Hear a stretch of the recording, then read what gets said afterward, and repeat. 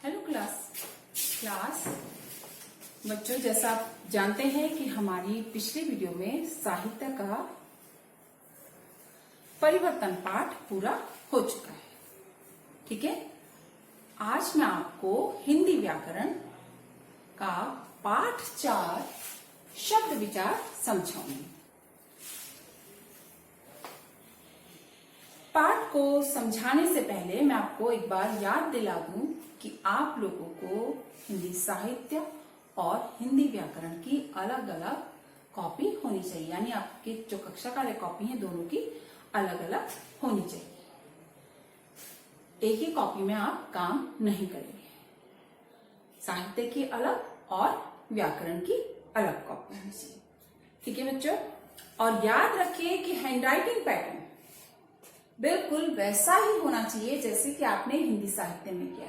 अब देखिए, जैसे डेट है, जैसे आपने हिंदी साहित्य में डाली वैसे ही आपको व्याकरण में भी डालनी है। उसी तरह से पाठ का नंबर और नाम, कैसे आपने पाठ का नंबर लिखा है, एक लाइन छोड़ी है, और फिर आपने पाठ का नाम लिखा है, फिर एक लाइन छोड़ के आपको कार्य करना है। ठीक उसी प्रकार से गृह कार्य भी, यानी आपको हिंदी साहित्य की तरह ही हैंडराइटिंग पैटर्न को लिखना है।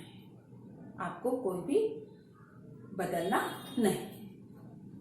ठीक है, बस याद रखिए कि आपकी दोनों कॉपी अलग अलग होनी चाहिए। हिंदी साहित्य की कॉपी अलग और व्याकरण की अलग होनी चाहिए। तो चलिए आज हम शब्द विचार पाठ 4 शब्द विचार पढ़ेंगे। व्याकरण के जिस भाग में शब्दों के प्रकार, रूपांतर और उत्पत्ति आदि पर विचार किया जाता है उसे शब्द विचार कहते हैं।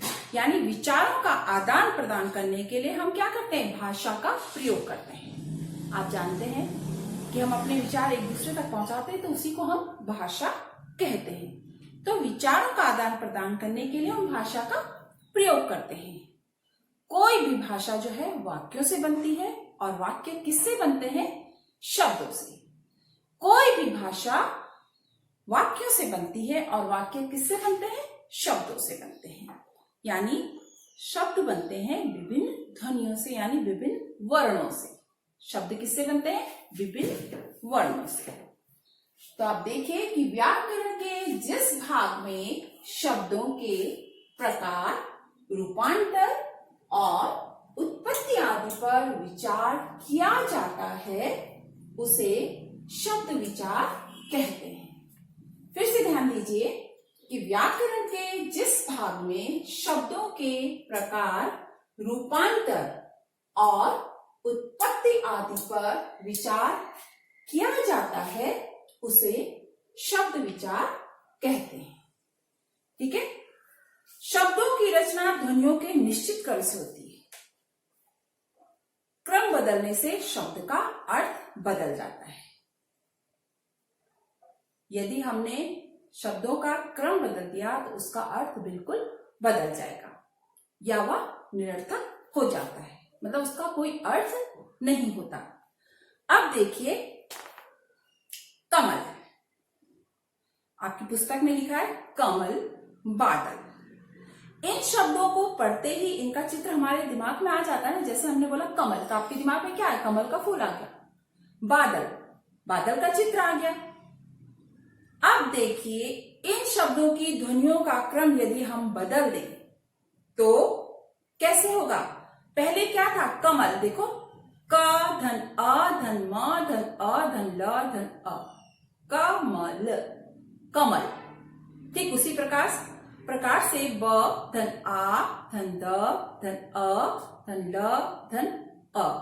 ठीक है, ये था इनका क्रम था, इनकी ध्वनियों का क्या था, ये क्रम था। लेकिन अगर हमने इनको बदल दिया, क्रम बदल दिया, तो उसका बिल्कुल अर्थ बदल जाएगा। अभी क्या था इसका, कमल, कमल का फूल आपके दिमाग में आ गया, उसका चित्र आ गया ना। सेम उसी प्रकार से बादल। लेकिन अब ध्यान से देखिए कि उसका हमने जो है क्रम बदल दिया। जो शब्दों की रचना थी जो कि निश्चित क्रम से हुई थी, अब हमने क्या है बदल दी। देखिए किस प्रकार से, क धन अ धन ल धन अ धन म धन अ बराबर कलम। पहले क्या था? कमल। इसमें क्या हुआ? उसका क्रम हमने बदल दिया, यानी हमने शब्दों को अलग लिख दिया। ठीक है, परिवर्तन कर दिया ना हमने, उसमें निश्चित जो क्रम था उसको हमने बदल दिया, तो उसका शब्द का जो अर्थ है वो बिल्कुल अलग हो गया। पहले क्या था? कमल, अब क्या हो गया? कलम। ध्यान से देखिए, क धन अ धन ल धन अ धन म धन अ, कलम। ठीक उसी प्रकार पहले बादल था, ब धन आ धन द धन अ धन ल फिर अ, तो क्या था? बादल। अब देखिए, जब हमने उसका क्रम बदल दिया, क्रम किस प्रकार से बदला देखिए, ब धन अ, ब धन अ धन द धन अ धन ल धन आ बराबर बदला। क्या हो गया? उसका क्रम हमने बदल दिया, तो वह शब्द भी बदल गया और उसका अर्थ भी अलग हो गया। पहले क्या था? कमल एक फूल का नाम है, कलम जिससे हम लिखते हैं, बादल, बादल और बदला, किसी से बदला लेना, बादल के आसमान में बादल जो है। ठीक है, तो दोनों का जब हमने उनके क्रम बदल दिए तो उनका अर्थ भी बदल गया। लेकिन कभी कभी क्या होता है, वह अर्थ निरर्थक, वो जो शब्द है जो हमने बदला है उसका निश्चित क्रम बदला है, हमेशा ऐसा नहीं होता कि उसका कोई सार्थक ही शब्द बने, वह निरर्थक भी हो सकता है, यानी उसका कोई अर्थ भी नहीं होता है। ठीक है, तो क्या बताया मैंने? अब देखिए, आप फिर से देख लीजिए शब्द विचार, यानी व्याकरण के जिस भाग में शब्दों के प्रकार, रूपांतर और उत्पत्ति आदि पर विचार किया जाता है उसे शब्द विचार कहते हैं। ठीक है, इतना आप समझ गए कि किस प्रकार से शब्द होता है और उसका निश्चित क्रम बदलने से अगर हम उसको बदल दें तो किस प्रकार से उसका अर्थ अलग हो जाता है, हमेशा उसका अर्थ सार्थक ही नहीं होता, निरर्थक भी हो जाता है। अब देखिए, शब्द किसे कहते हैं? शब्द किसे कहते हैं? दो या दो से अधिक वर्णों के मेल से बने सार्थक ध्वनि समूह को शब्द कहते हैं। ध्यान से सुनिएगा, दो या दो से अधिक वर्णों के मेल से बने सार्थक ध्वनि समूह को शब्द कहते हैं। सार्थक होने पर न आदि एकाक्षर भी शब्द की श्रेणी में आ जाते हैं, यानी न आदि जो शब्द होते हैं वो भी शब्द की श्रेणी में आ जाते हैं। भाषा में शब्दों का प्रयोग स्वतंत्र रूप से होता है, जैसे किताब, घोड़ा, घर, मिठाई आदि। इन शब्दों की स्वतंत्र क्या है? सत्ता है, लेकिन भाषा की शक्ति उसकी शब्द योजना, शब्द संपदा पर ही आधारित होती है। यह है, भाषा की शक्ति उसकी शब्द योजना और उसकी शब्द संपदा पर ही आधारित होती है। इसलिए नए भाव, नए विचार, नए अनुभव संप्रेषित करने के लिए नए नए शब्द को गढ़ना पड़ता है, नए नए शब्द बनाने पड़ते हैं, और नई शब्दावली भाषा को क्या है? समृद्ध बनाती है। नई शब्दावली क्या है? भाषा को समृद्ध बनाती है। अब देखिए शब्द और पद। जब शब्द का प्रयोग वाक्य में किया जाता है तब वह पद कहलाता है। जब शब्द का प्रयोग वाक्य में किया जाता है तब वह क्या कहलाता है? पद कहलाता है। ध्यान से देखिए, याद कीजिए यहां कि जब शब्द का प्रयोग वाक्य में किया जाता है तब वह क्या कहलाता है? पद कहलाता है।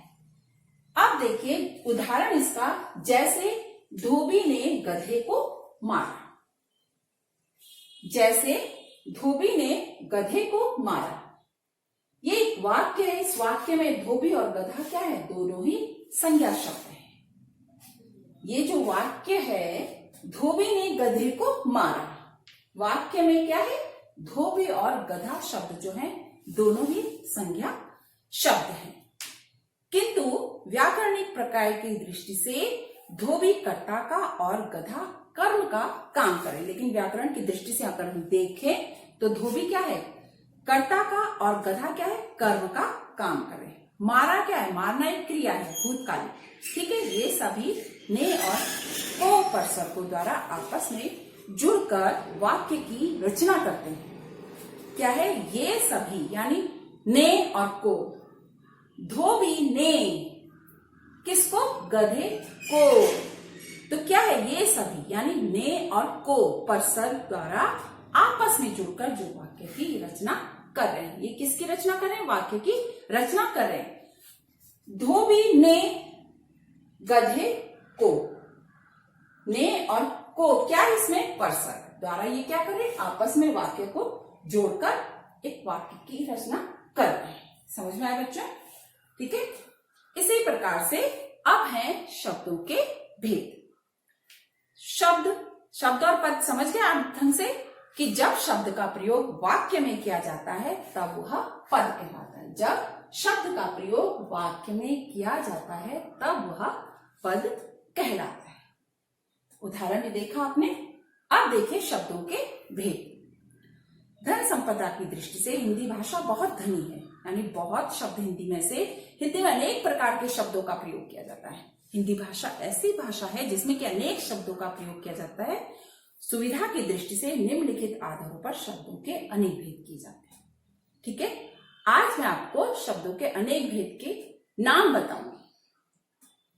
रचना के आधार पर शब्द भेद, उत्पत्ति के आधार पर शब्द भेद, अर्थ के आधार पर शब्द भेद और प्रयोग के आधार पर शब्द भेद, ठीक है बच्चों। आज हम इतना ही करेंगे शब्दों के भेद, यानी शब्द विचार किसे कहते हैं, शब्द किसे कहते हैं और शब्द और पद किसे कहते हैं। दूसरा शब्दों के भेद। आज आप इसको समझिए कि शब्द के कितने भेद होते हैं। शब्द के 4 भेद होते हैं, रचना के आधार पर, उत्पत्ति के आधार पर, अर्थ के आधार पर और प्रयोग के आधार पर, ठीक है बच्चों। आप इसको इतना अच्छे से पढ़ेंगे और इसी से संबंधित मैं आपको कार्य दूंगी जो आप समय पर मुझे भेजेंगे। ध्यान रहे कि आप व्याकरण की कॉपी अलग से बनाएंगे, ठीक है बच्चों। ध्यान दीजिए और अच्छे से पढ़ाई कीजिए। Thank you.